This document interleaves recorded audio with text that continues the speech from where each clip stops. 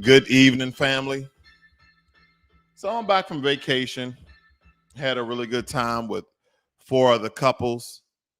We went to Costa Maya, Mexico on Royal Caribbean Cruise Line, and then we sailed from there to Cozumel. Me and my wife, we were with four other couples, four very other lovely couples that we had a really great time.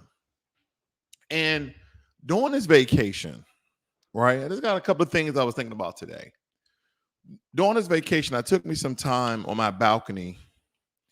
My wife, she was shopping with the other ladies on board or in town, and I was smoking me a cigar, which was the non-smoking area off my balcony. But nonetheless, if we were cruising, sailing from one island to the next, I was, I had a lot of things is on my mind about economics, finance, news, the purpose of life, you name it. I thought about it. One of the first things that I really thought about is that the four of the couples that I went on this vacation with, I realized it was a business trip. You guys ever been in conversations or agreement in business on vacation and you didn't know it? Now, some things are planned more so than not, but this was absolutely, in some aspects of the word, a business trip. Okay, a business trip, because what occurred was a very, very powerful conversation between four of the gentlemen and myself, which makes five.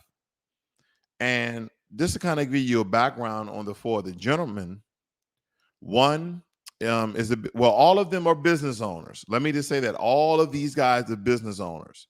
One is a contractor, constructs houses, you name it, anything dealing with construction when it comes to carpentry. Two, a fellow and his wife own about three Kirby stores. Okay, they own three Kirby stores. Another one owned his own insurance business. And then the last one, him and his wife own a couple of clinics. And all of these are melanated people, highly melanated people. And when we was having this conversation, the one conversation we had was, how do we grow? Right. There's a lot of things going on in the world. You have the pandemic, you have protests, you have a lot of politics that's been swayed. You got the infrastructure bill. There's so many things going on in the world today. But the one thing I know that we lose focus because is a constant distraction is ourselves. We take the focus off ourselves versus what's actually going on in the world. Because when you input yourself into worldly affairs that don't directly affect you, then you become lost in your essential mission of life. Like a lot of us wants to achieve some sort of success, some sort of greatness. All of that doesn't mean that you need to be astronomically rich. That all doesn't mean that. But all of us need some or need enough in order to take care of ourselves. And if you have a family, then them as well. So I'm thinking about this. We're having this conversation. I'm like, damn, all of us are business owners or were business owners. So I said, we have our own economic circle. And it dawned on me now, and I didn't bring this up during this vacation because it was a vacation. But that one conversation sparked so many ideas in my mind. And I say, well, you own three clinics. You own three Kirby stores. You're a construction worker. You own your insurance. And I have my own financial information business. I'm just like, there's something that can be done. It doesn't matter what each person does. We don't need to specialize, but there are some plans, there are some strategies that we can execute together versus alone. See, one of the ideas that one of the guys had was to buy a plot of land and develop our own houses. See, not just go out and build a house, not just go out and buy another house and rent that house, but buy your own plot of land and develop that land. See, in order when you start off small, maybe 4 townhomes or something like that, but that's not the point. The point is, no matter if you have money in the bank or not, you can accumulate credit, you can accumulate business credit, right? But it also, when you venture into with like-minded people into this business agreement or contract or however you ever want to go about executing this, you take some of the risks that you would essentially endure by yourself, and you break that down in fifths. 1/5 here, 1/5 there, 2/5, because it was 5 of us. That's what I'm saying. You break it down in thirds or however many people it is. And I realize this is what a lot of wealthier people do. They may not own everything outright. Let me give you an example. Elon Musk does not own 100% of Tesla. Elon Musk does not own 50% of Tesla. Elon Musk does not own 35% of Tesla. Elon Musk owns 20% of Tesla.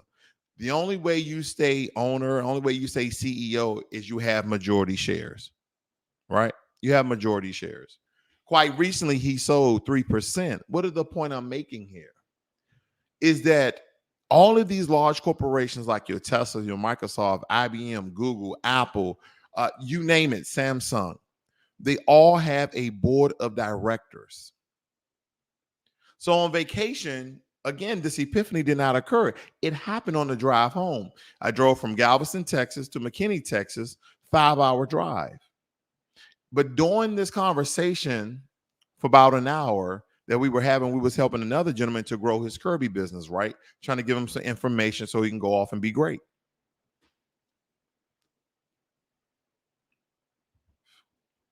That's what I'm enjoying tonight. That's from Havana, Cuba. Got that when I was in Costa Maya. So these are some of the things I'm thinking about, is that I realize that the majority of our people that are doing terribly, terribly bad is two things that we consistently do wrong and don't do. Two things that we consistently do wrong and don't do. Number one, we are scared of failure, right? We are scared of failure, and we make excuses when we even attempt and don't even follow through to fail.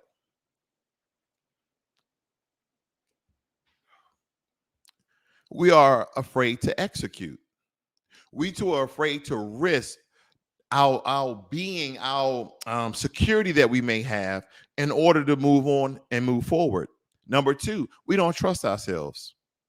We don't trust the people in front of us. We don't trust the person in the mirror. And that's why when I'm looking at everyone else, other than systematic racism, other than white supremacy, other than racial bias, and all the other things that we know occur to us, I realize why the majority of us are doing horribly bad. We will have the conversation, but we won't execute.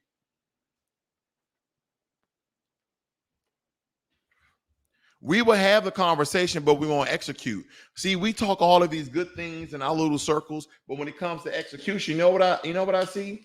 Everybody with their damn hands in class. Say, okay, hey guys, we talked about it, we talked about it, we talked about it. Now, what I want you to do, you say you can acquire 2 lots of land. Okay, I want you to do that. And we enter into an agreement, we enter into a contract, and we hold ourselves accountable, because what I realize is that every other group is practicing group economics except for us. Except for us. I know people who don't even like each other, but they're willing to do business because it's lucrative, it's profitable for them. These are some of the things I was thinking about. And as I had these group of business owners, all melanated,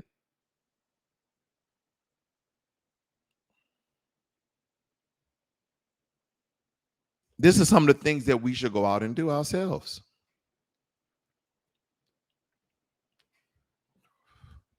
These guys are highly successful. Family, there's more than one way to skin a cat. Let me tell you this as well. After all the talking is done, right? You talk to yourself, you talk to your friends, you talk to other business owners, but you've yet to execute. You've yet to execute. There's always an excuse. There's always a reason. There's always a why. And that's the difference between them and us. We have been stepped on psychologically so much, we are paralyzed to move. Even when someone says, and if you don't continue to move, you will die. That's metaphoric. What that simply means is if you are failed to make a move, if you have failed to try to execute or something, if you fail to take action, you will utterly be in the disposition that you're currently at. That means in your apartment. That means in your rundown house. That means with all your shitty stuff. And I'm not saying everything was materialistic, but you know, when you make more money, you buy better shit. You know that, right? Everybody does. And it may not be clothes for you. It may not be a car for you. It may be trinkets and gadgets and computers and whatever fits your fancy. That's what it's all about. Because I hear people, oh, I'm not so materialistic, but I promise you I can go inside of your home and tell you what is your vice. You'll look around somebody's house and wait a minute, you have very expensive liquor. Oh, I like the finer things in life. Yeah, but you broke down, busted, and disgusted. We use all these fancy terms about leveling up. Oh, I need to level up. But the truth of the matter is, ladies and gentlemen, is that when you have conversations with people, right, and they're talking about major plans, and see, it doesn't matter where you live. I'm from Southeast DC. It doesn't matter where you live. It doesn't matter where you work at. In order for you to be in a better place than you are today, then whoever is like-minded like you need to scoop them up. And you guys need to go to the library and research how to build a business and whatever talent and skills and product that you have, how to bring that to market. Because that's what I realized when I'm looking at one of the guys in the group. He owns 3 Kirby businesses, right? He sells them and services them. So he's selling a product and servicing a product. The guy who does insurance, he's servicing you with insurance. The guy who owns a construction business, he comes out, you tell him what you want, then he bills it. That's a service. The guy who owns the 3 clinics, that's a service, healthcare service. So, ladies and gentlemen, when you really think about it, there's only 2 ways in order for you to be better than you are today, in order for you to be more successful, in order for you to be richer, or you have a couple more dollars in your pocket.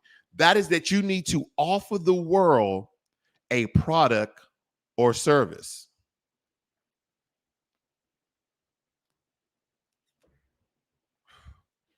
If you don't offer the world a product or service, then you have nothing to offer. You have nothing. You're just a scam artist that's living in your rundown house or your beat down apartment. Because here's what I thought about this. Okay, you're saying you're successful. You're saying you're doing well in life. You have all the things that you need and want in life because someone employs you. And you know me, I'm not about everybody is an entrepreneur, even though all of us gentlemen were. The point of the matter is that even if you don't want to be a business owner, there's a lot of things on the side that you can do. Then you always hear me talking about investments. You always hear me talking about savings and this, that, and the other. But there's so many other things that you can do where you can partner in a business venture and be a silent partner. You may only have $2,000, but what if you can exponentially grow that $2,000 to $10,000? The point of the matter is you can have the conversation and you can talk and you can beat the fucking dead horse, but until you take action on the thing that you need and want to do, you will never have more than what you have right now. And matter of fact, as inflation is rising from 5.4% to 5.8%, you're going to absolutely have less. And if you don't understand inflation, simply what that means, if I took $100 and I went out and I bought $100 worth of groceries, I would have 5.8% less. That means things are getting significantly more expensive than they were the year before. Because on average, inflation usually goes from 1.8 to 2.3%.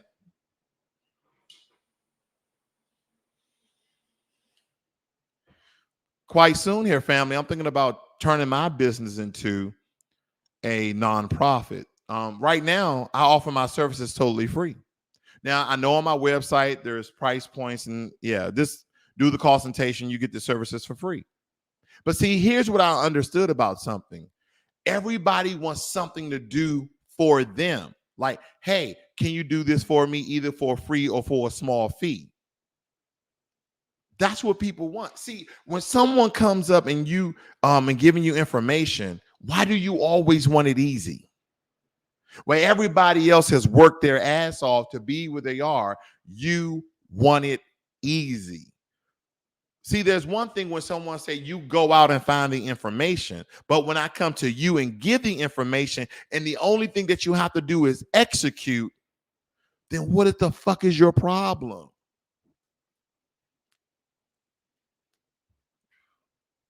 Take out white supremacy, take out racism, take out discrimination. Because as I look around from city and state, there are successful Black and melanated people all over the place.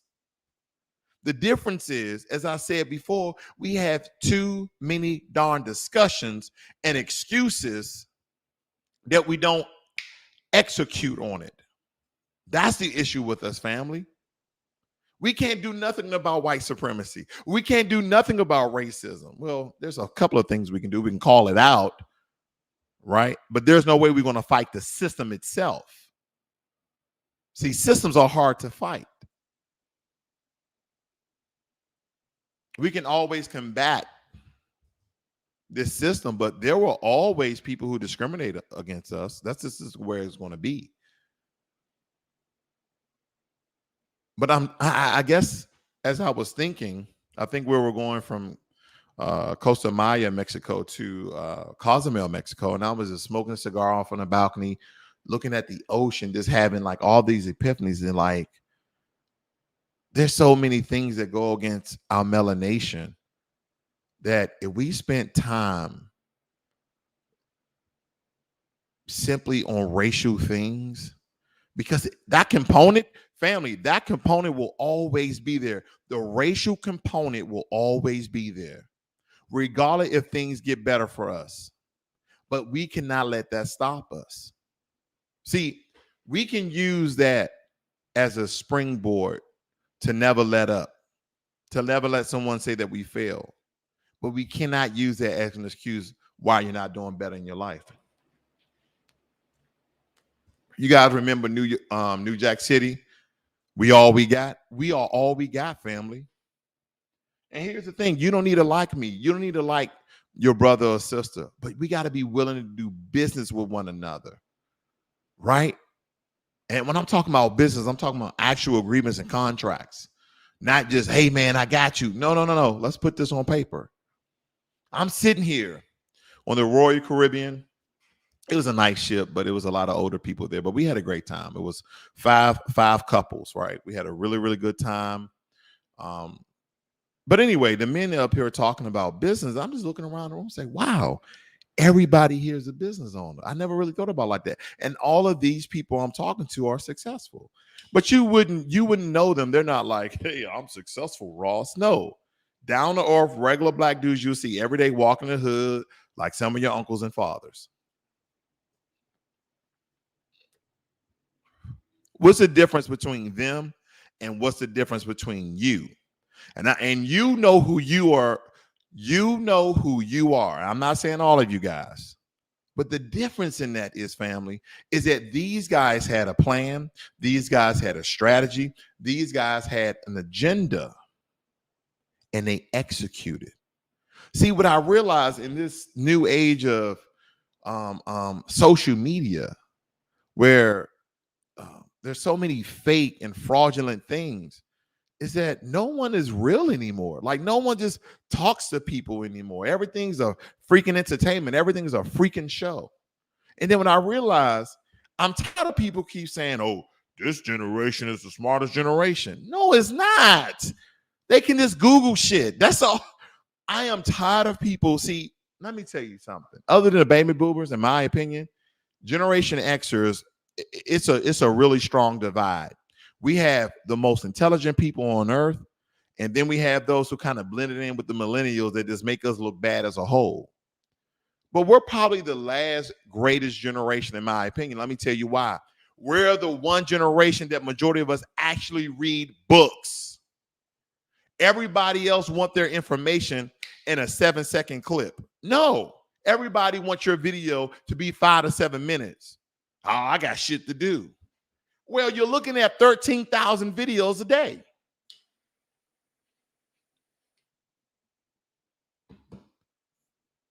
We can't cry about shit, family.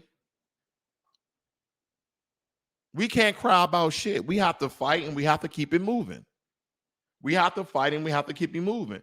See, there's no easy life for us. Oh, no, no, no, no, no. There's no easy life for us. No one's just going to come to your door and say, oh, here's your reparations. Sorry for beating up your ancestors. No, we're going to have to fight for that shit. I'm telling you that right now. And on the other hand, guess what you got to do? You still have to take care of family, and you still have to try to be more successful than you already are.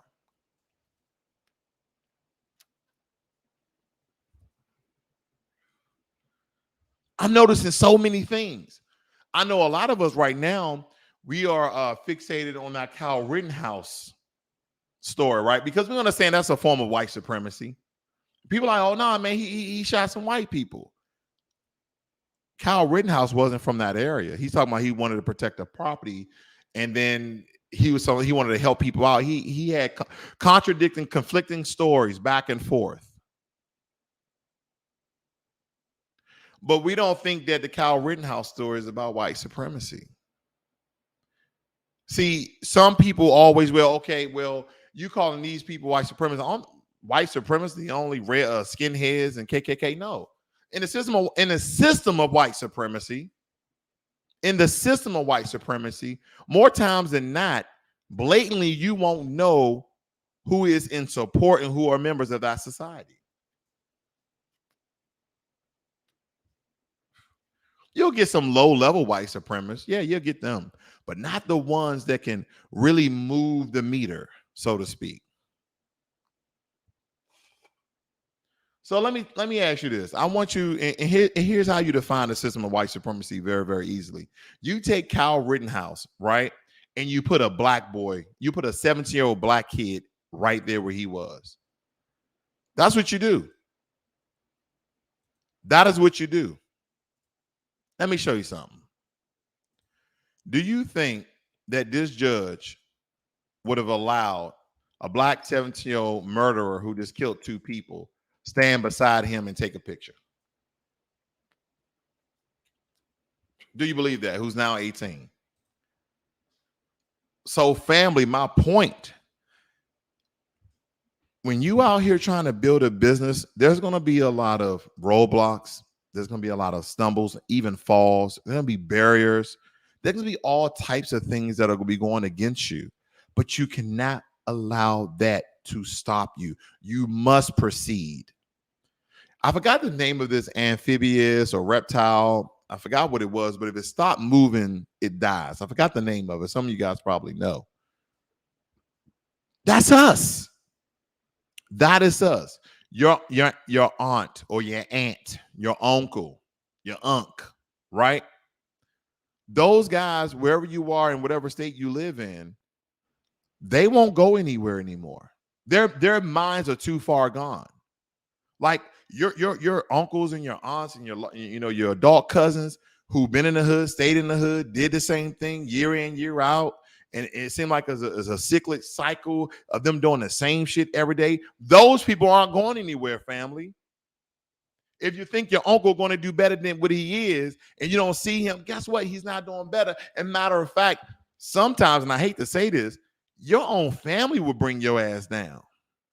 They will be the source of your own demise.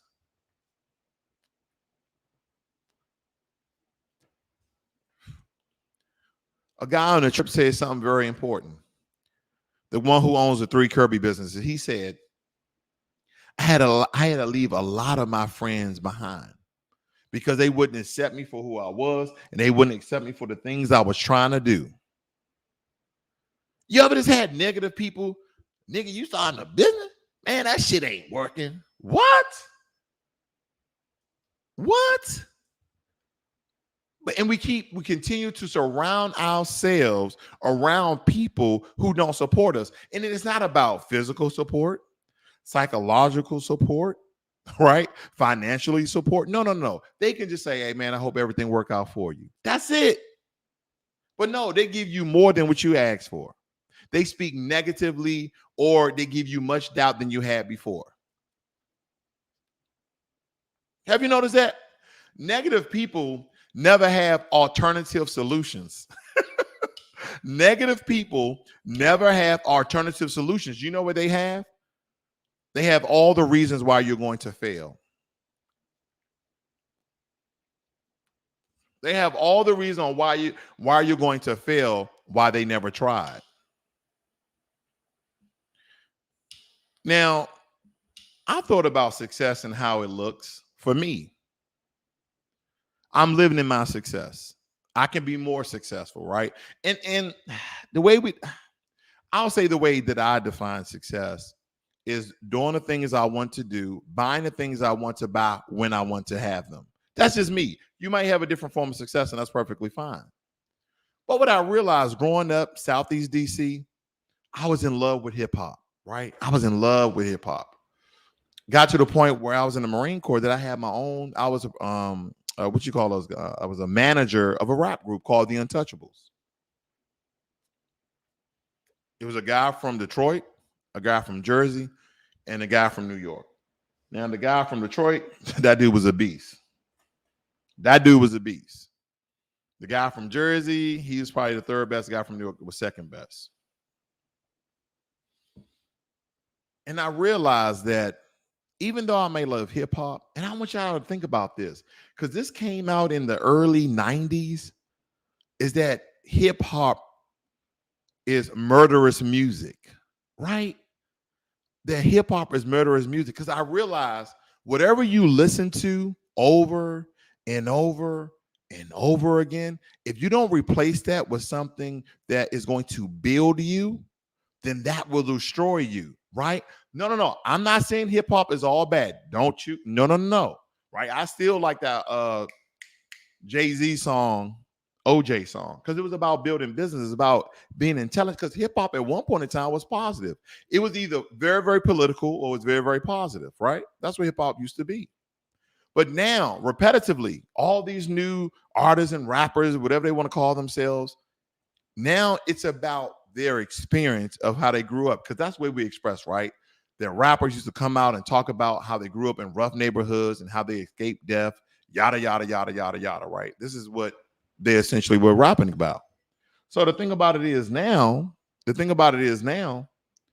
is that now that we've heard this message that you lived in low impoverished neighborhoods and you never met your father and you had to sell drugs to put food on the table. We've heard it over and over and over and over again. I want you to take for instance like this. What if someone wrote a really good poem 20 years ago? And within that 20 years ago, people continue to write that same poem, but just said it different ways.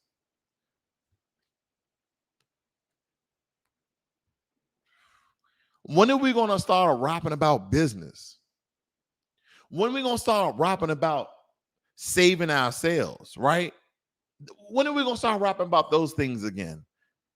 Because family, I promise you, if you continue, and I'm not telling you to stop listening to hip hop because I know I won't, but what I'm saying is, if you listen to music that's denigrating and essentially killing our people psychologically, if you're not replacing that with inspiration and motivation and building business and putting yourself at a high plane of existence, then that will utterly destroy you.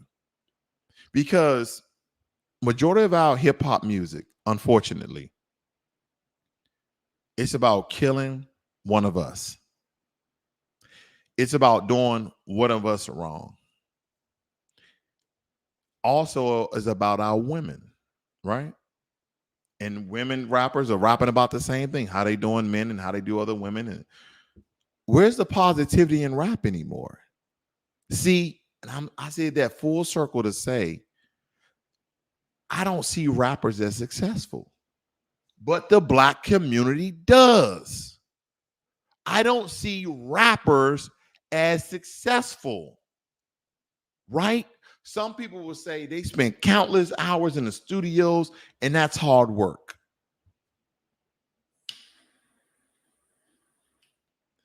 So are rappers successful? Answer that question, family. Are rappers successful? And I don't want you to think of success like a nice, well-built gentleman with a suit or a lady with a business suit on with a briefcase, either owning a business or going to their, working at a business. No, I'm not picturing success as a lily white America way. No, success is what you picture. Now I want you to think about rappers or rappers successful, because let me tell you something. I guess the question I have is, family,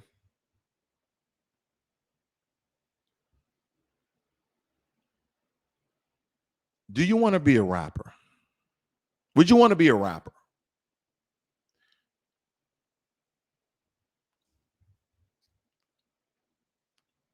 Rapper Young Dolph shot and killed in Memphis, police say. So it's confirmed Young Dolph is dead. Condolence goes out to his family. Another one of our talented young men, right? Really good on the lyrics, really good beat, nice voice, has died. And I wonder why he died.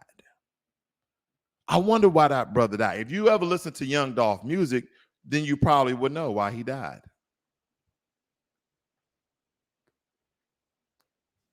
You guys remember Juice WRLD? Juice WRLD committed suicide. Me and my wife, I said, babe, have you listened to Juice WRLD's song? This was prior to his death. She's like, no. I said, listen to this song.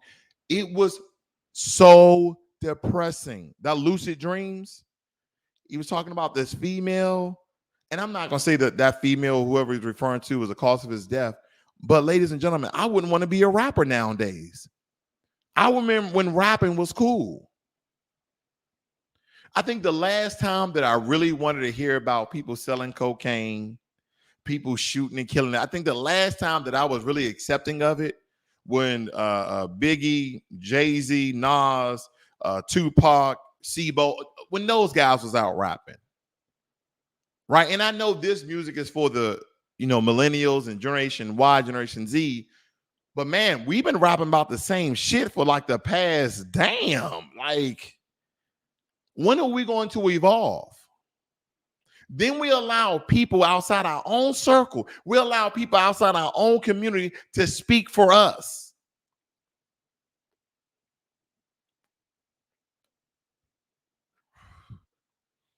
Right? I think about some of our intelligent philosophers that some people may not even like to believe that they're philosophers, but I'm gonna give you some coon philosophers first. Okay, I'm gonna give you some coon philosophers first, like your Eric Michael Dyson, very intelligent brother, can be coonish at times. Did they consult him? Did the presidency talk to Michael Eric Dyson? No. Another somewhat coonish but very intelligent brother, Cornel West. Did the Biden administration consult with him about the lives and well-being of Black Americans? No. Did they consult Tariq Nasheed? Did they consult Professor Black Truth? No. They didn't consult anyone who will speak on the great behalf of our people. You know who they consult? They consulted Cardi B. And at one time, Cardi B said she's not Black. Now, all of a sudden, she's mixed with it.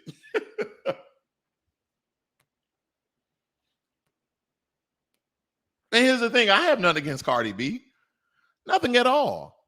But here's the thing. That's not her role. You're going to go to our rappers. They had slogans talking about get your booties to the poll, trying to solicit Black men's vote through sexual connotation. Get your booties to the polls. Then they came back with the same bullshit on another Democratic running ticket talking about polls to the polls. These freaking dudes are puppets.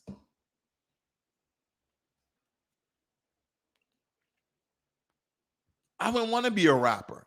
I don't picture that success. You need to go out and find like-minded people that you want to build with, that you actually want to build with. Stop talking about it. And the reason why I guess I'm saying that, family, is because I'll go on Clubhouse. And there's a lot of good rooms on Clubhouse about business and building this and building that. And we're going to do this and we're going to do that and we're going to do this. And I just hear people constantly talking.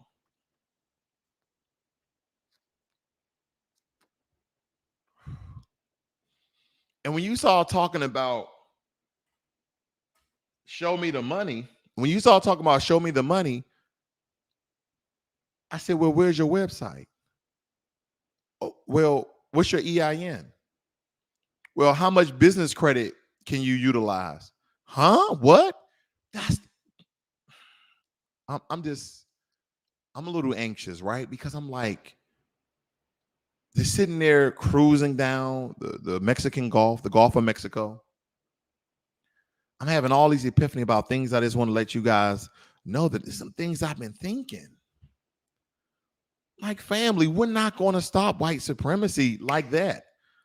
We're not going to diminish racism like that. No, we got to keep it moving. We got to keep it pushing, man. And some of our role models, some of the people we may look up to and you may not think so,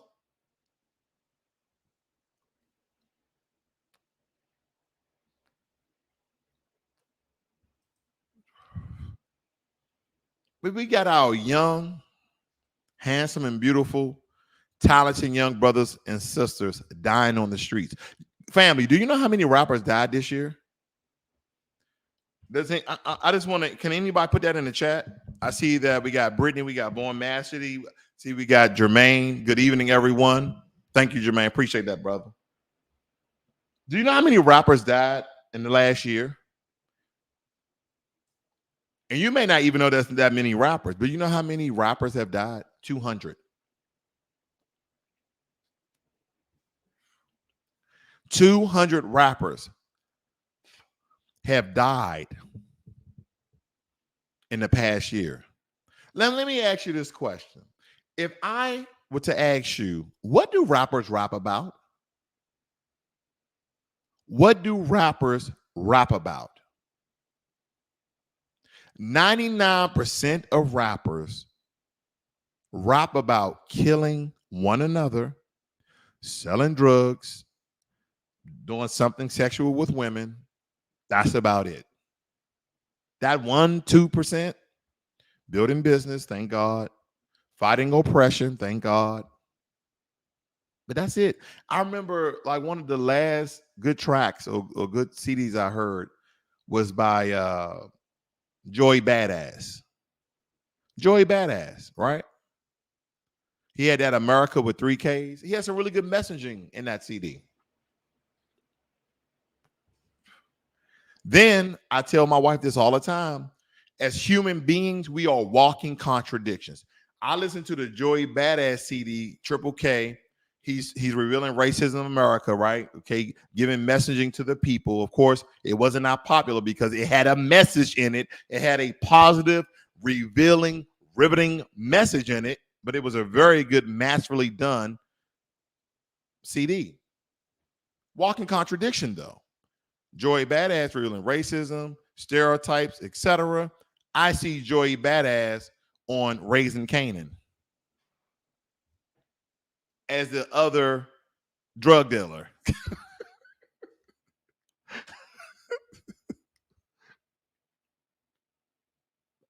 You know what I call that, family? I call that white supremacy. White supremacy sees that you're speaking positive messaging into the black community, and the way to keep you down is to keep going on with the same message time and time again. So they took the very positive image that Joey Badass was shaping about himself and the message he wanted to give to his people, and said, hey, listen, you can be a leading role in this new show called Raising Canaan that 50 Cent is directing. And we're going to pay you X amount of money. It'll be 10 times more than you made off your last CD. And some of you will say, hey, Ross, he's just acting. It's not even a real role. He's playing a real role. This is how America sees us each and every day, no matter if you got a jumpsuit on or a freaking suit on. It don't even matter. This is how America continuously picture us. Doesn't matter if you're male or female. This is how they picture us. Because on one side, you got the black drug dealer, and on the other side, you got Joey Badass as a drug dealer. And now they're going to war, of course. So whatever positive image he was now trying to display, that shit is wiped away.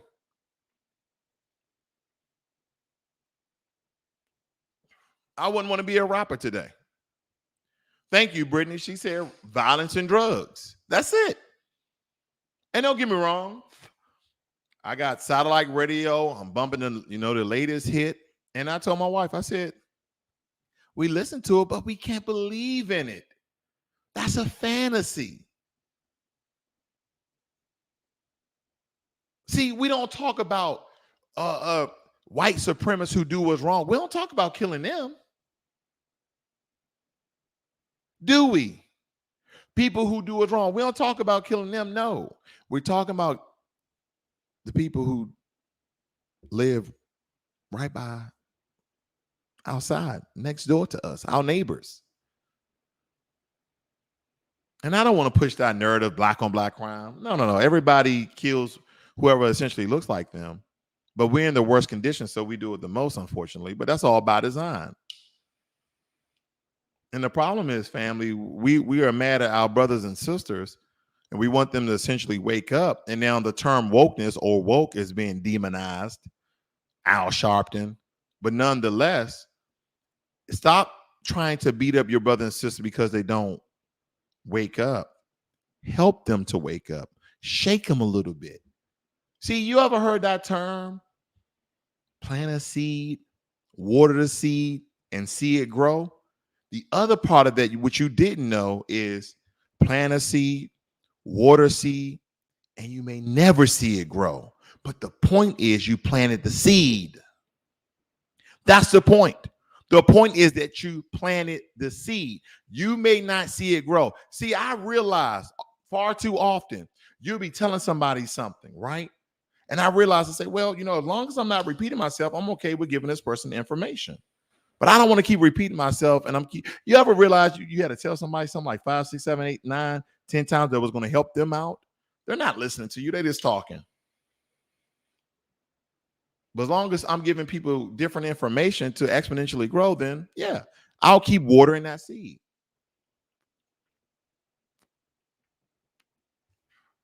There's people that come on my channel and say, Ross, you helped me with this investment. Ross, you helped me get out of debt. Thank you for giving me the encouragement to go out and build a budget. I love when I hear that. You know why? Because I'm making a difference. I want to make a difference. And my goal, family, it don't matter how many subscribers I have. My goal is to change one person's life. Oh, one person's life every day? No, one.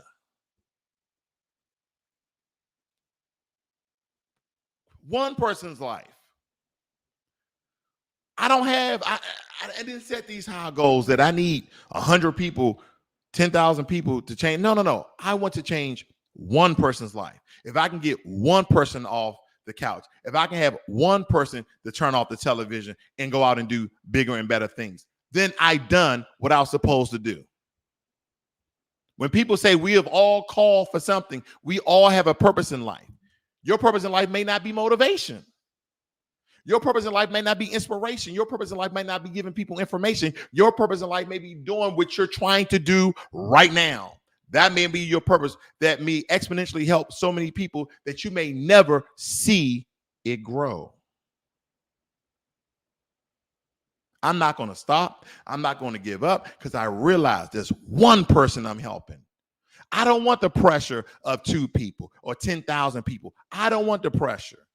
All the time in my comment section, people, messing me back and forth about this investment, that investment, and this information, that information. I'm not here to war with you guys. Somebody say, hey, Ross, why would you give information on this investment where this company has been in debt $10 billion? I said it's about future investments. Do you know how many companies have turned around? It depends on the innovation and technology, but I can't let somebody see the vision that I have, right? A lot of times when people have made great investments and made thousands, 100,000, and millions of dollars, they see something that other people didn't see. Does that always pan out? No.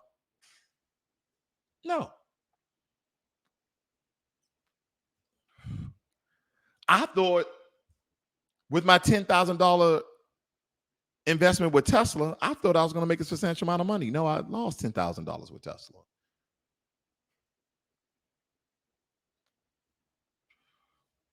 And yes, I comment back with all my messaging, unless it's just stupid. I'm just going to be real with you. But if somebody comments me, leaves me a message, I reply. But, and here's the thing, if somebody disagree with me, yes, I'm open to that. I'm open to criticism. But after we serve a couple of times and play tennis, I'm done with it. Here's the thing. I follow people that I don't 100% agree with, and that's okay. That's what I don't get. Why are people on social media so emotionally distraught? Somebody says one thing you didn't like. Oh, I'm going to unsubscribe from him. Bye. I told you, if I had one subscriber, I'll be speaking to that one person. Family, if you want to be better than where you are today, then you'll stop talking about it and do it. Just do it. If you need more revenue, you need to lower your volatility and risk of whatever product and service you're trying to come out with. Guess what? Find like-minded people and execute. Yes, I know it's hard to find those type of people in the certain areas that we grew up in, but they exist. Because I can tell you right now, family, this right here, this is not the way out. This right here is not the way out. Unfortunately, this is not the way out. See, I don't have nothing against Young Dolph. I listen to Young Dolph music. I listen to what's the other gentleman? Pop Smoke's music. I was listening to Nipsey Hussle music. But at the same token, family, what music were they rapping about? Why are we surprised? Why are we surprised that Tupac got killed? Why are we surprised that Biggie got killed? Why are we surprised that Young Dolph and Pop Smoke and Nipsey Hussle? Why are we surprised? We're not. Rest in peace, rest in power, but family, if you talk about death long enough,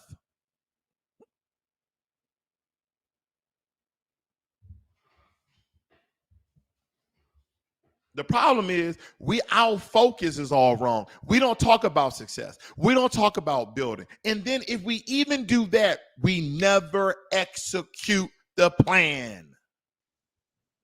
These are some of the things I've been thinking. It's just time out, right? Switching gears here.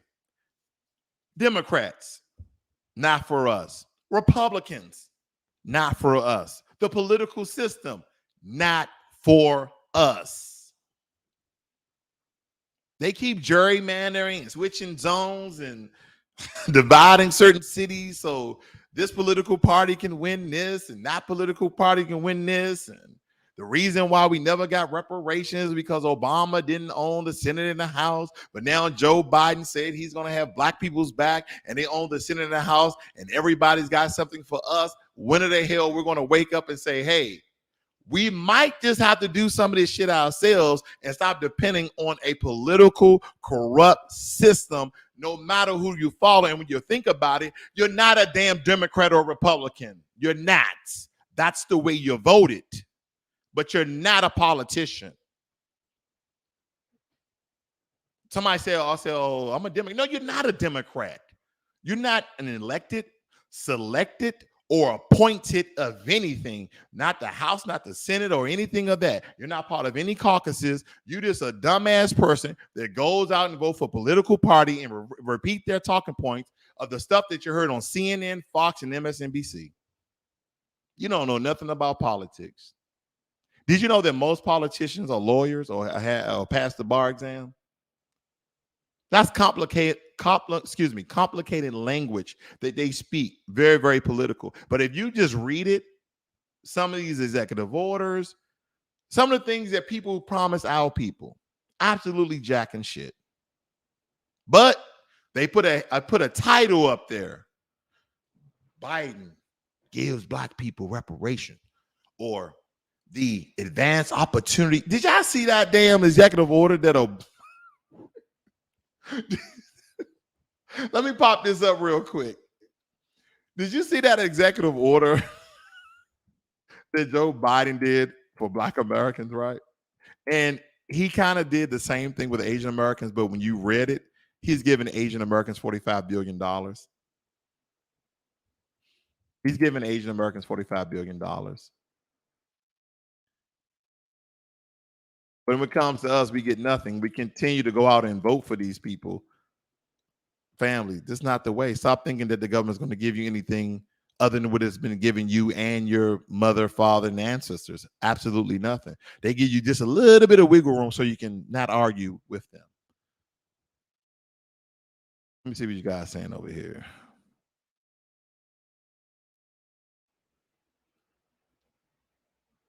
We got Steve Bryan. Oh, what's going on, Steve? He said he's watching from Uganda now. Okay, he went from Brazil to Uganda. Okay, brother. Brittany says Dolphins probably want to hustle, go get the paper. Okay, but at the same time, says we know what he rapped about majority of the time. Steve Bryan said the best thing I could do was shake my family into consciousness to leave America. They all thought I was just talking, and he did. He said, I think we need to thank Jim Crow Joe for helping expose steps and fetching boomer age tokens and reveal the fact that white hoods wear blue lapels and red lapel pins. Indeed, they do. But family, let me just break something down to you guys that I don't think you guys are utterly aware of this executive order that came out October 19th, about a month ago, right? Because Black Lives Matter and all these other quote unquote black groups was like, hey, what are you going to do for black people? What are you going to do for black people? You did this for Asians. You did this for the Native Americans. And just to kind of do a rundown, he gave Asians America the executive order of protection against xenophobia, hate, and discrimination, right? So basically, if anybody non-Asian hits an Asian person, they can get you up on federal charges for Asian hate, pretty much. Then he gave them the same executive order that I'm about to show you the title of, but it had Asian and Pacific Islanders, and he gave them $45 billion. Did you also know that Joe Biden also gave Native Americans $31 billion this year? I know you guys heard about the ramblings of the $450,000 per illegal immigrant.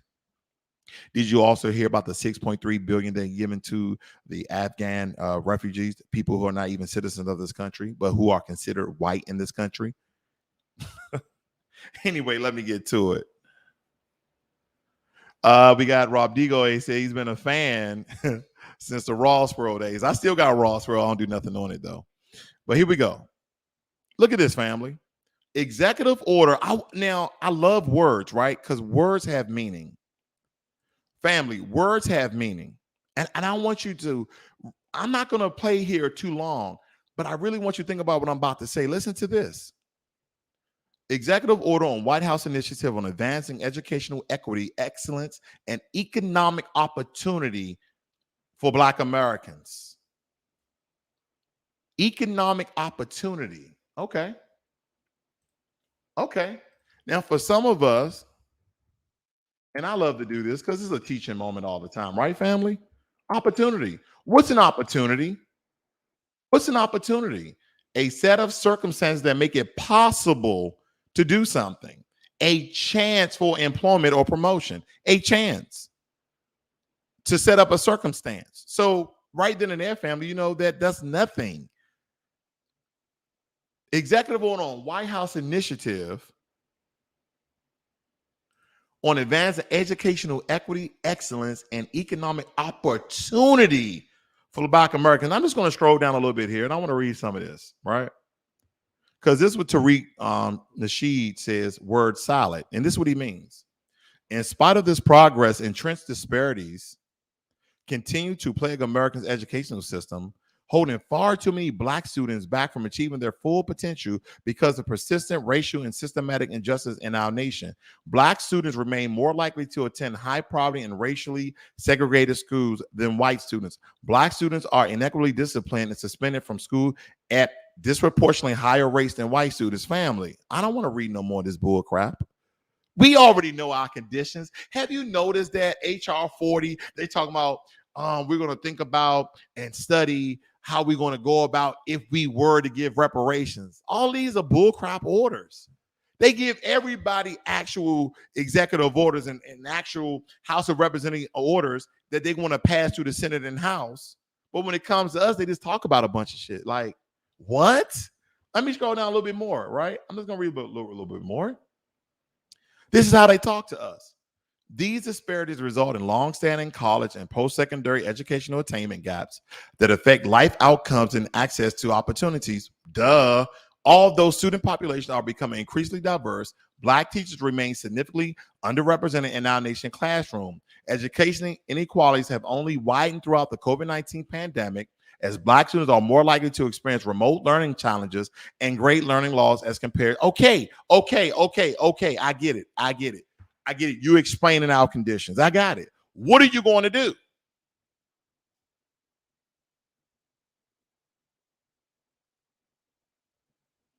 What are you going to do? Well, that's what they said. White House initiative on advancing educational equity, excellence, and economic opportunities for Black Americans to advance equity in our nation's schools and to promote the economic opportunity that follows it. There's established the Department of Education and the White House initiative. The initiative shall advance educational equity and economic opportunity for Black students, families, and communities by focusing on the following policy goals. Okay, you're going to do all these things. Okay, how you're going to do it? Have you noticed that? I'm gonna scroll down some more because you're like, oh yeah, they're going to show us how. How are you going to do this? How much is going to cost, or how much you're going to give us, and when? This is why you shouldn't say you're a Democrat or Republican. You're not a damn politician, because you're not going to read these things and deciphering it, have some analytical thought about the bullshit that they be talking about. Because that's what they be talking about. This is it. That's what they're talking about. Nothing. It's freaking gibberish at this point, right? Let me keep reading. Increasing Black children's and families' access and participation in high-quality early childhood programs and services that promote children's healthy development and learning, prepare them for success in school, and affirm and their cultural identity. Cultural identity. Okay. Addressing the inequitable treatment of Black children, such as eradicating discriminatory referrals to special education and excessive disciplining action, supporting and improving data collection related to Black students, and implementation of evidence-based strategy to increase the participation and success of Black students in all levels of education, blah, blah, blah, blah. I'm going to keep scrolling. Breaking down the barriers to impede the access of higher education institutions that serve family. Word solid. This is a bunch of gibberish. See, when you read everybody else's stuff, they get something. They push it to the House. See, did you guys know that, quite frankly, that Joe Biden, if he wanted to, can just sign an executive order and give us reparations? Did y'all know that? But see, he takes away what, 43 billion from HBCUs. I mean, and HBCUs are pretty much General Mills of a production factory to produce cones. Not all. I know how you guys are. Not all, but a high amount of our coons come from HBCUs. And here's another thing. You know what Harvard and Yale and Brown and Stanford, you know all these prestigious colleges teach their students there? And these are the colleges that majority of us don't go to. They teach them how to start businesses. They don't worry. They don't worry about this way. Is it this way? This way? Is it that way? I keep doing it the wrong way, but you know, it's that way. They don't care about politics.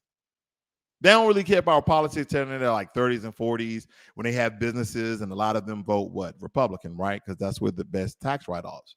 See, here's the thing about Democrats, family. And again, I'm apolitical, so it don't really matter, right? I don't swing on each other's tree at all. because that's where you'll be. You'll be swinging on a tree if you follow one of these political parties. You'll be swinging on a tree, hypothetically. You ain't getting nothing. You know what I realized, though? See, the Republicans, they don't even talk to black people. Like, hey, we ain't giving y'all nothing, right? But what the Democrats do, they pander. They talk to you. They hold a fish fry. They give out butter biscuits. And they say, come on. Come on. Vote. Those racist Republicans are trying to kill you.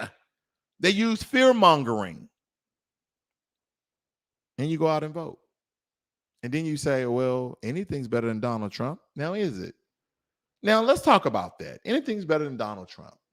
Let me really depict, and again, for you guys just joining in with me, I'm apolitical. I'm not Republican, Democrat, and I do not have an agenda on this political bullshit because that's what it is, right? Let me think about Trump. Looks like he hated everybody. I never heard Trump say the N-word. Oh, Central Park 5 and his rental. Okay. And then when you bring up Joe Biden's 1994, well, that was such a long time ago. Both of them was such a long time ago. But when Donald Trump was in office, guess who he really was discriminatory about? Those people south of the border, also Asians, and some of us as well. So that means that Trump was he was an equal opportunity racist. That's what he was. So the agenda of the Democrats was to demonize Trump even more so to make us fearful of him because he's given America a bad name. Who cares? Who cares? Do we understand that those quote unquote British conquerors that was emancipated from Europe came over here and started America? The same people who started the translated slave trade? I mean, what? Who cares? The history of America is bloody. Who cares the picture it paints? Because we have large humanitarian missions. It does nothing for our people. It does nothing for our people. The only thing that you know about the European colonizers and the system of white supremacy, that wherever they go, they kill, steal, and plunder. They colonized India. They damn near almost colonized China. They colonized Australia. They damn near almost try to colonize Haiti, but they fought back. They colonized everywhere they went, and they took wherever they wanted to take. Why do you think such countries like Sweden and Denmark, countries you don't really hear about, why do you think they're so rich? Did you know most of that's from South Africa? You ever heard of the blood diamonds? But it was blood diamonds and gems and rubies and jade and gold and silver and platinum and palladium and iridium. And the list goes on and on and on. Wherever melanated people are, that's where they go to plunder, steal, and kill. So do you really think that going out for a party that represents you, that doesn't look like you, and has never really done anything for you, is going to give you something? And then you say anything is better than Trump? I'm going to tell you, family. See, there's a movement happening right now. There's a lot of people talking about the black vote is for sale, the black vote is for ransom. I agree to that. I agree to that. See, everybody gets something when these 2 to 4 years, right? Whether it be state, county, right? Federal, national, regional, whatever you want to call it, right? Other people know, like, hey, what are you going to do for our community? Right? They just come out and talk to black people, knock on your door, give you a flower. They give you one of those buttons, a shiny new button. And I voted. What'd you vote for? I don't want Trump in office. What Trump do to you? He's racist. What Trump do to you? He's racist. What Trump do to you? What do you mean? What did he do to you? He's bad for the country. Why is he bad for the country? Because he be saying crazy stuff. You ever say crazy stuff? I'm not the president. Okay. Right? Let me read some of your notes. Davey says, food stamps just got cut off now, and I'm learning my lesson not to depend on the government. You want to work and be independent for yourself. Boom. Dude, family, this is not rocket scientists. See, this whole conversation, these are some things I just had on my mind. If you guys rewind the video, you'll understand there's some things I just had on my mind as I'm sitting there on a vacation with 4 other families, and all the other gentlemen are business owners, and we're business owners. And we were just having a great time having drinks and eating and doing all these activities, right? And we had 1 hour where we talked about business. Do you know I can use that vacation as a tax write-off because we talked about business? Information. Let me move on. Steve Brown said China is strong and rising in the world, especially in Africa. No wonder he's kissing Asian booty. We can thank Bill Clinton for giving China the keys to the world. A good point. Nobody had any smoke for Clinton for raising minimum wage for a few pennies. I understand everything you're saying, brother. I really do. But family, when I think about how we go about politically and how that we are politically immature, that we are politically destitute, that we politically unintelligent, is that we just turn on the TV, right? And a good book is George Orwell's, was it 1987 or something like that? 1986, 1985, something like that. But he basically said that the TV would be our utter demise, right? Because here's the thing: if we're not reading, if we're not becoming more intelligent, if we're not evolving intellectually as a people, then we become brain dumb. Because in our community, unfortunately, we're one of the few communities that we just watch TV and they say go out and vote and this person's racist, and we get a lot of people who look like us saying the same thing. Then we believe in that we go out and do exactly what they tell us to do. But you never ask the one question that you need to ask is, okay, if I vote, what are you going to do for me? And I'm not saying as a community, melanated people are a monolith, but no, this is the one time that we have to unify and say, no, we're not going to just give you our vote. You didn't gave them people 6.3 billion when they came over here from another fucking country. We're not going to give you our vote when you just gave Native Americans 31 billion. Some of us were Native Americans. And you enslaved the rest of our people who came over here that were descendants of. No, we're not giving you our damn vote. And then you give Asians the order of protection for discrimination, xenophobia, etc. If somebody just lay hands on them, they go, it's a federal charge. But we've been over here discriminated upon, being burned, killed, limbs chopped off, hung, etc. And you still didn't give us one for the 100 years that's been happening to us. You think we're going to go out and give you our damn vote? Hell to the no. No. Then you turn around them and give them the same executive order that you gave us, but theirs are not word salad. You're giving them $45 billion within the bill. Then you have the audacity when asked the question, and I used to show this video all the time, what is your take on reparations? And you start talking about immigrants. You start talking about immigration, and now you're willing to give hundreds of thousands of dollars to illegal immigrants that came into this country legally. It's quite amazing. But anything's better than Trump. I can tell you one thing, Trump would have never did that. No. But at the end of the day, family, I don't care. You got to work on you and yours. Everybody's not an entrepreneur, but there are certain places you can work with your talents and skills and certifications and education. And if you don't have any of those, go out and get them.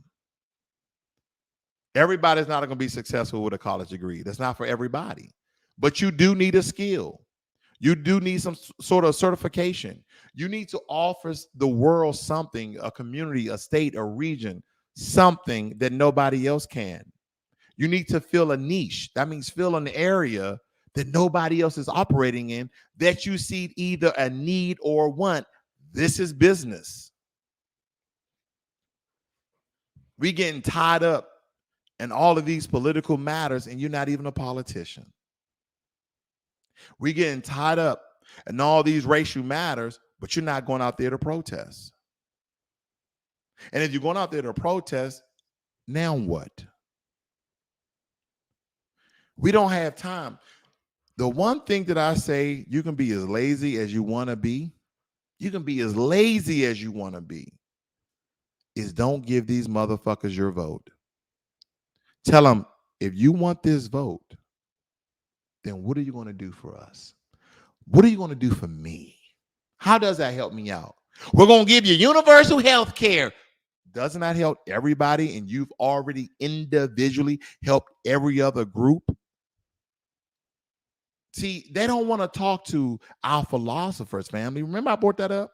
They don't want to talk to our philosophers because they're going to ask them the hard questions. That's why they go to a Cardi B. That's why they go to Charlemagne the fraud. This is what they do. Because they know they won't get real questions. And even if they do, they know they can get away with a fake answer. Stop letting people call you people of color. That's bull crap. Stop having people to call you people of color. You're melanated. That's it. You're not in some totalitarian group. You're not. Let me show you something else, family, which I think is very, very important. That I told this in a joke one time, and people really thought about it later, and a buddy of mine hit me up. He said, man, I never really thought about it like that. You know how in America, we always had people talking about black, brown people, but back in the day, they used to call Asian people yellow, and Asian people didn't like that shit. They were like, don't call us yellow, right? And we stopped calling Asians yellow. That's a derogatory term. So people just say Asian. Black people are like the only ones who are talking about black and brown people. Hispanics don't call themselves brown. Very, very few Hispanics call them brown. They just say, I'm Hispanic, I'm Mexican, I'm Puerto Rican, I'm Dominican, I'm this, I'm that. Okay. They don't say brown and black people. They don't refer to themselves as a color, family. At the end of the day, what am I saying?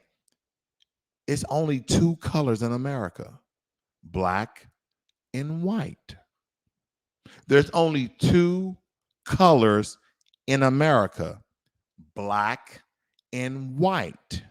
There's people who are not from this country that America could say, we will consider you guys white in America. Did you know that?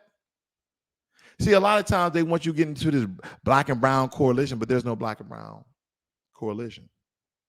I'm going to take you right to the source. Let's get there. Censusbureau.gov. What it says here, family. What two colors you see? I see white. I see black. I also see American Indian, Alaskan Native. I see Asian. I see Native Hawaiian or Pacific Islander, right? And then this is race. Hispanics are not considered a race. They're an ethnic group, right? They're an ethnic group within various other ethnic groups of many different people.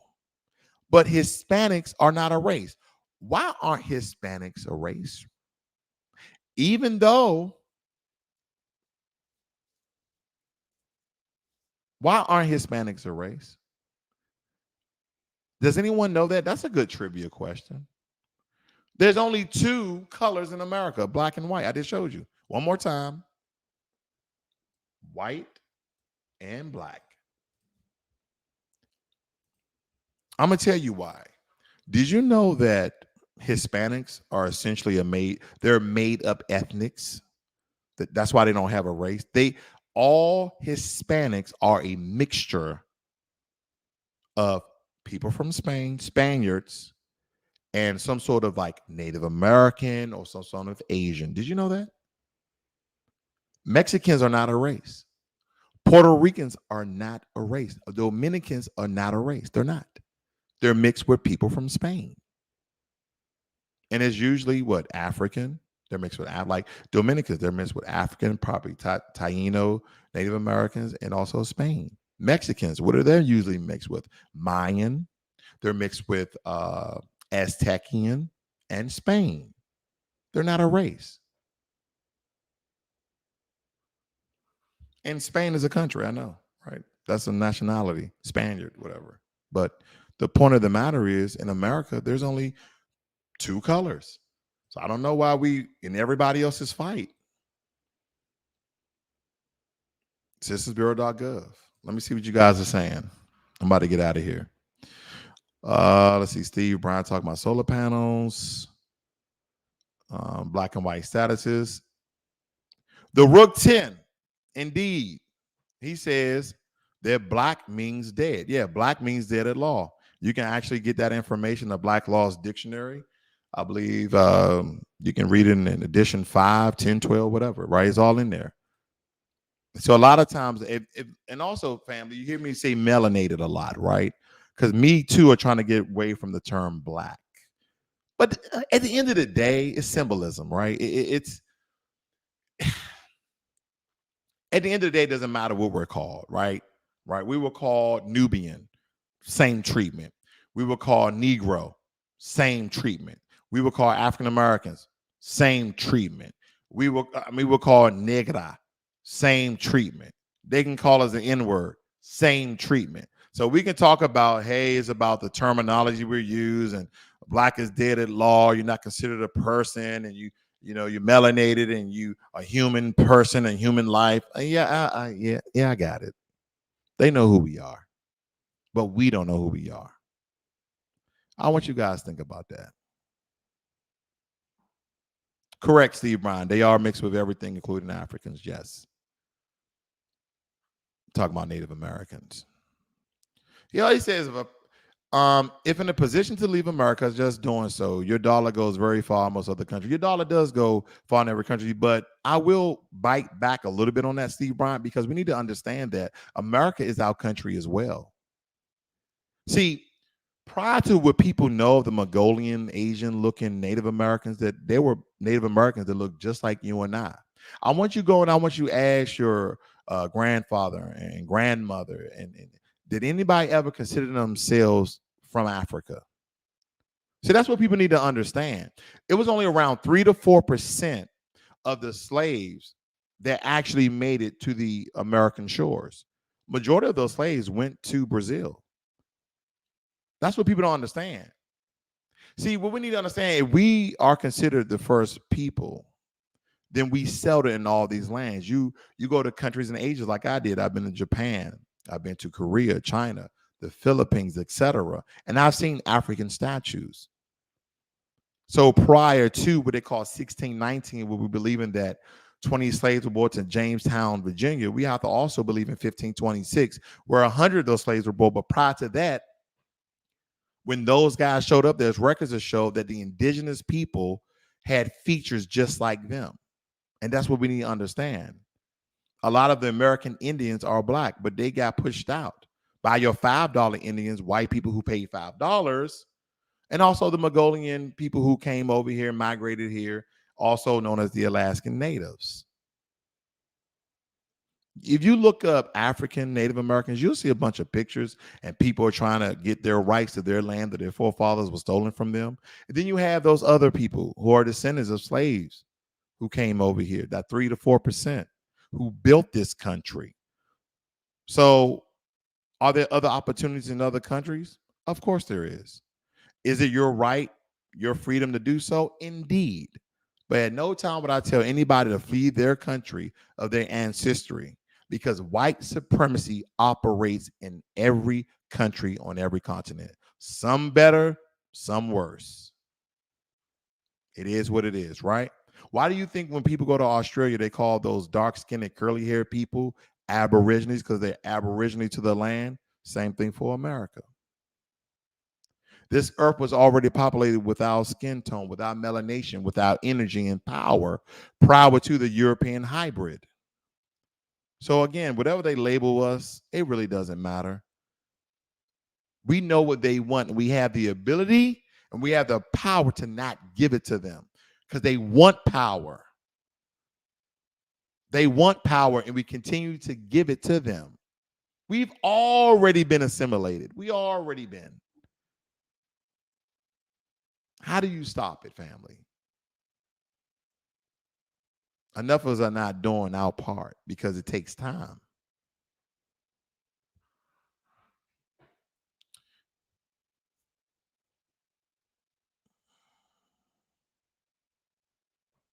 I just want to thank you guys for joining me here tonight. Like I said, I had a lot of things in my mind. I'm glad you guys stayed here as long as you did. I had to really get out of my mind. Thank you, Steve, from over Uganda, for joining me, brother. Guy I met in Brazil, good guy, real intelligent guy. Thank you, Rook, for joining. All the sisters and other brothers who joined.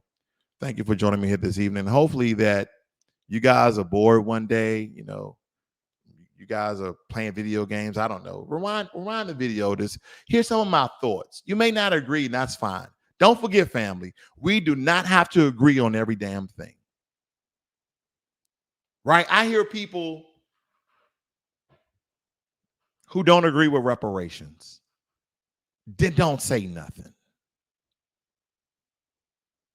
Here's my thing. If somebody say, hey, man, they giving out Lambos. Man, I don't agree with that.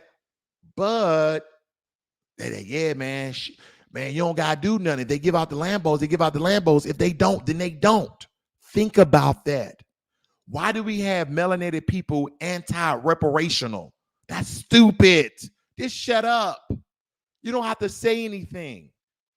If we get it, then good. If we don't, then we still where we are. Doesn't matter.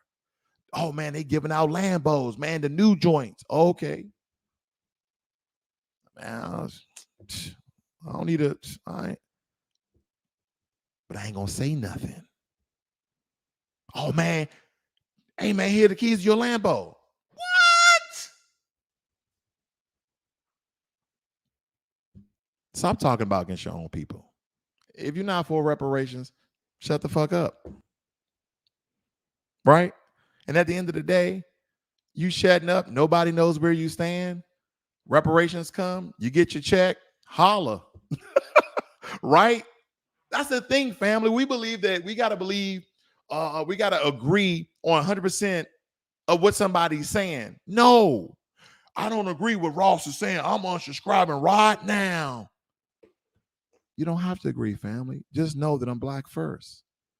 Just know that I care about my people. Just know if they get 10 million of us, if 500,000 agree on something and the other half doesn't care, then don't say nothing. Just don't speak out against your own kind. You ever been there, your partner talking some jazz, y'all with some other people, and you don't agree with your boy is saying, but you don't talk back. You don't talk against him, right? You don't show him out in front of the other people, right? You just be over there like, I don't know what he's talking about. Okay. Oh, y'all good? Okay, man. Let's go get these drinks. Like that. You support him without supporting him. You don't go against him. The problem is in our quote unquote melanated family, we have too much infighting. A house divided against itself will fall. How are we going to fight against each other in our own communities, then go out and fight the system of oppression? We can't do it. We can't do it. Oh, man, shit, man, I agree to disagree. No, do you? You don't agree? I'm with you. But I ain't doing nothing because I don't agree, right? But you say that to yourself. It's psychological. Because people say, man, I thought you said your boy didn't care. I thought your boy didn't agree. He's here. Sometimes you don't even have to say nothing. Sometimes you just have to show up. That's all I got for you, family. I want you guys to have a great and wonderful night. This is Financial Literacy 101. Learn money and be inspired. Thank you guys for joining me. Let me see what we got going here.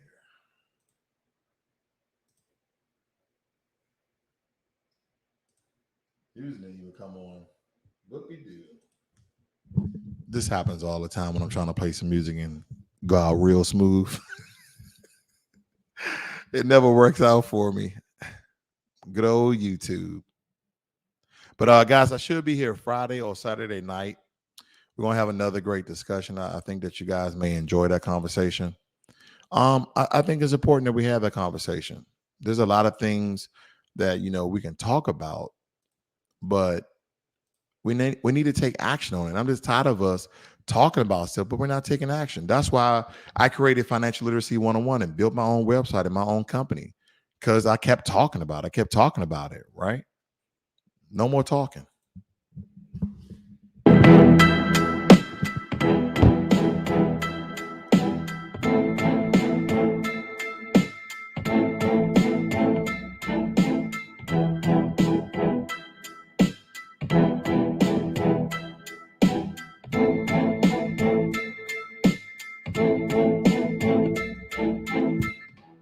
I mean, it's an investment if you buy land in the metaverse. I don't know where that falls at right now, but I heard about people buying investment. If you have some discretionary cash that you can spend and not put yourself in the doghouse, I will make that investment. I will actually looking into it. I have some information come out on my community channel where I show you guys like how to make certain investments. I'm gonna do a metaverse one. That way you guys can get the information as well. But look into it, make a smart investment. It will be volatile because it's new and it's a virtual space, but it could be a good investment.